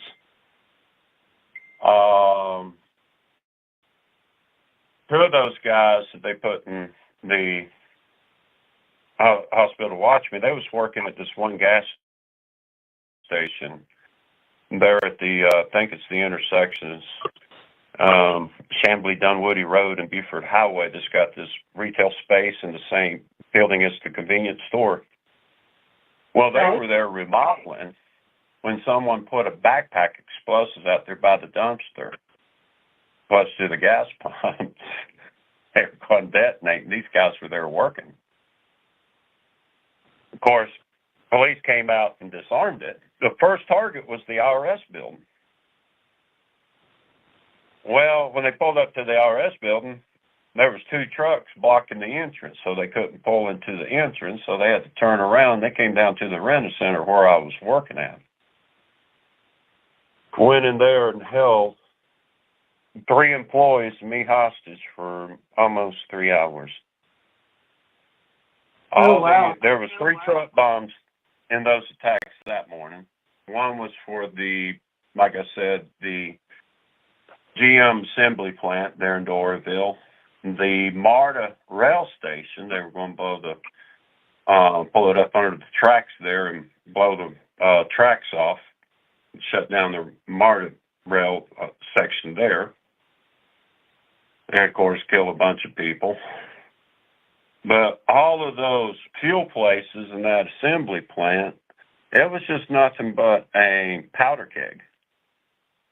It would have blown just the entire city of Northern off the map. I mean, when you look at what happened in Oklahoma City, people think that all those buildings that was damaged was from the debris and the stuff from the explosive itself. No, a lot of those buildings were destroyed because of the breaks of the gas mains. Oh, man. You'll see after a bombing, you'll see the gas sitting there burning out of the ground, and people be wondering, well, why don't they just shut off the gas? Oh, yeah, good idea. You get the oxygen up into those gas mains. Where that gas is, they're more combustible. So you can blow up city blocks turning off that gas. Oh, wow. Buildings get damaged inside from the gas when they turn off the gas. Some of them buildings will blow up inside. That is why that's why you had the damage of 6 city blocks in Oklahoma City. Wasn't just from the explosives planted inside and that truck bomb that was detonated on the outside, but the damages from the gas mains is what destroyed the other buildings.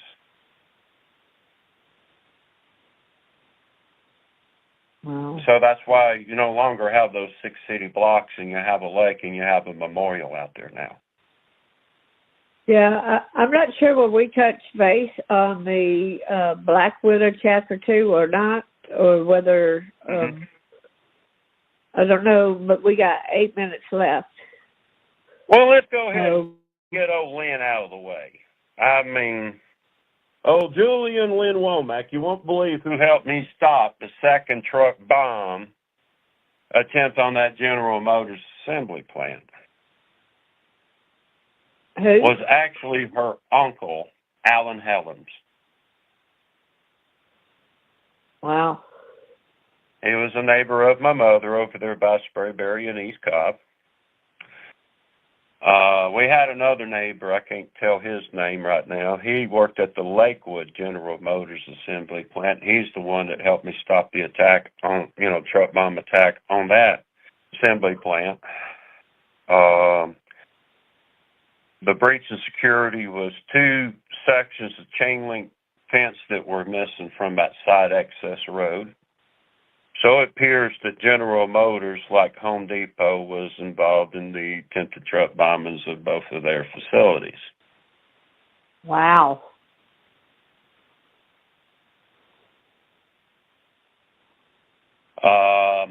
Fox Theaters Incorporated were responsible for the attempted truck bombings. Valentine's Day, 1997, is when they tried to do it on the Fox Theater. Yeah, we can thank L.N. Wood for getting 2 of those officers that assisted in stopping that attack fired from the Atlanta Police Department. And so if people want to know what I think about Lynn Wood, every time I wipe my butt, I think of him.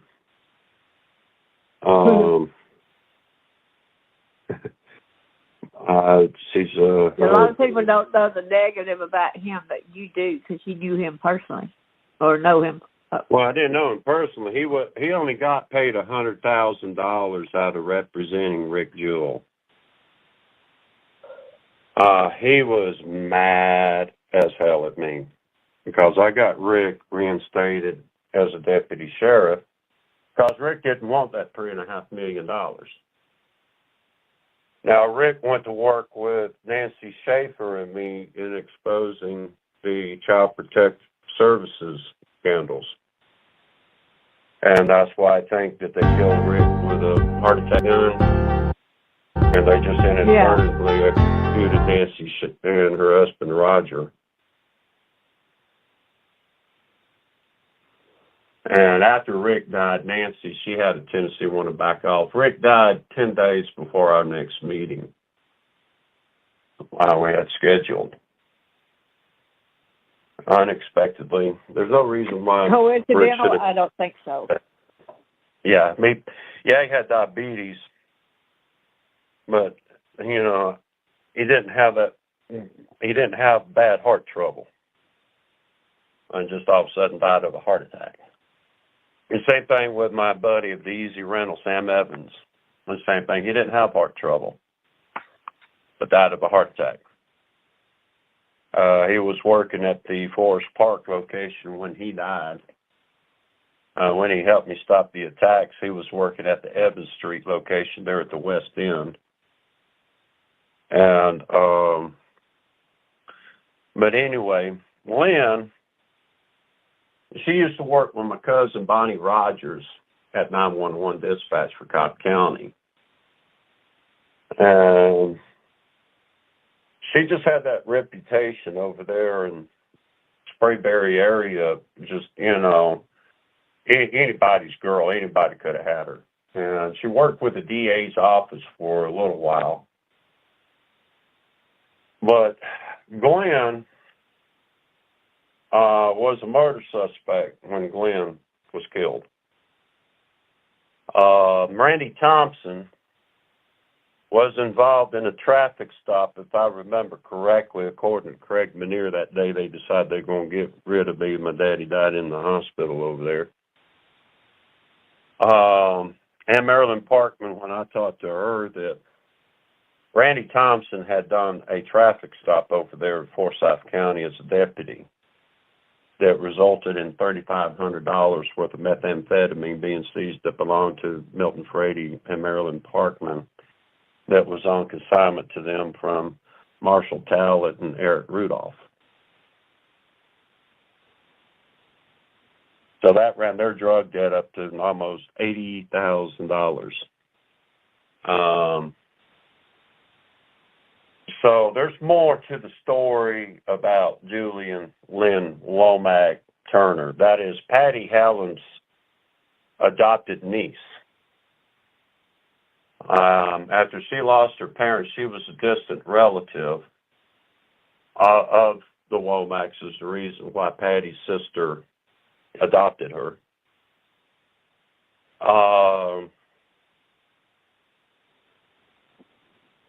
I believe she was involved in both her husband and her boyfriend's homicides, but I do not think she acted alone. They had murdered this girl in 1991. I'm a witness to that homicide. Witnessed that before I met Beth Ramsey a couple of weeks later. You were 17 years old around that time, am I right? In 91, no ma'am, I was like 26, I think. 91? Oh, okay. Yeah, about 26. She was around 21, 22. I mean, just a baby doll. I mean, this lady, I'll tell people, if there was any lady in the world that wrote a book on how to be a lady, it was Beth Ramsey. That boyfriend of hers, Matt Darrington. We got 90 seconds. 90 seconds? Okay. Yes. Well, we don't think that Lynn Turner killed herself in prison. There's reason to believe that she possibly helped murder her grandmother. I don't know the validity of that, but I'm not going to lose sleep over it. But Lynn Turner did not act alone when she got rid of her husband, Sergeant Glenn Turner. Right. Bridget Clodfelter is another one of their victims. Sergeant Lynn Turner, what was another one of the victims you said? Bridget Clodfelter. Okay. She hung out at the Buckboard Saloon where all the cops like to hang out, her and Cheryl Underwood. So those two homicides are related. They were murdered by members of the Cobb County Police Department, Precinct 4, known as the Rat Pack. So would you like to say anything in closing, and we'll get on with the next time. We'll continue from there. Well, everybody's got a Bible. Just flip over there to Matthew chapter 18 and read what Tim Ballard has stolen from me. I mean, you know, I want everybody out there using that particular passage. It's the string's over now. Yeah, I mean, yeah, Jesus gave his life fighting pedophilia. People don't realize what he was speaking about when he came here, but he was fighting a war against those Pharisees, the pedophiles of his time. That he took the cross, standing up against the same people, or the bloodlines of the same people we are up against today. I know it sounds far-fetched. I know it's hard to accept. Nobody wants to have to accept it, but it's just what it is. Right, exactly. Well, I thank you for coming, and we'll continue on with this with chapter 3 the next time, so we can continue on with the. Well, I hope that's a help waking everybody up. It's something we have to face sooner or later. We might as well go ahead and face it now and get it over with. You're right. Well, I want to thank you so much for coming. You always bring a lot of insight. You bring hope, and thank you for fighting the good fight for us. Well, thank you for your prayers and support, and hopefully I look forward to seeing you and many others up there in Raleigh when I get up there and kick that doggone Democrat out of my office. That's right. All right. Well, I'll talk to you later. Thank you. All right. Thank you. God bless. God bless.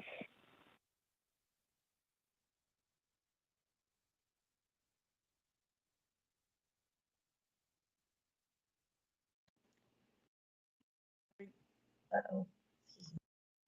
Well, thank everybody for coming, and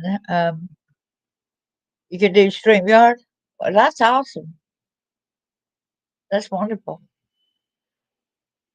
Okay, well, I'll talk at y'all later, and hope y'all get some good sleep tonight. I appreciate each and every one of you, and thank you so much, Chris, for staying in here and chatting with me, and I appreciate you so much. God bless you. God bless you all.